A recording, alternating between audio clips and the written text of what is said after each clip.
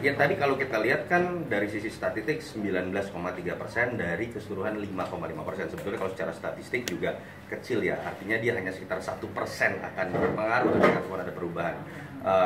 Karena memang ini sudah debat terakhir, paling besar memang orang menunggu debat, tetapi sayangnya ruang gerak untuk perubahan itu secara elektoral menyeluruh tidak besar karena sisa orang yang belum menyatakan pilihan hanya 5%. Jadi mungkin akan mengubah tapi tidak pada tataran yang signifikan, dan kemudian akan mengubah prediksi didasarkan pada semua rilis yang lembaga survei sudah lakukan.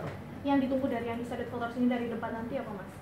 Saya tidak tahu, tidak melakukan survei mendalam mengenai itu, tetapi banyak faktor. Tentu saja debat kan kita harus lihat pertama sebagai aspek paling rasional, siapa yang paling dianggap bisa memimpin. Tentu saja di situ kan kemampuan untuk kemudian menjelaskan, lalu kemudian data, solusi yang akan diberikan, tapi juga ada aspek show, bagaimana orang melihat sisi emosi dari masing-masing kandidat. Walaupun sisi emosi tidak serta-merta kita bisa simpulkan secara sepihak. Ada orang yang suka dengan gaya cenderung impulsif, meledak-ledak. Ada juga orang yang lebih menghargai gaya yang stabil. Itu yang terjadi misalnya pada bagaimana kita melihat respon dari penonton terhadap apa yang ditampilkan oleh Jokowi dengan Prabowo. Jadi saya harus mengatakan tetap secara menyeluruh efek debat nanti malam pun tidak bisa besar terhadap keseluruhan hasil elektabilitas yang sudah merupakan akumulasi dari hasil kampanye 6 bulan.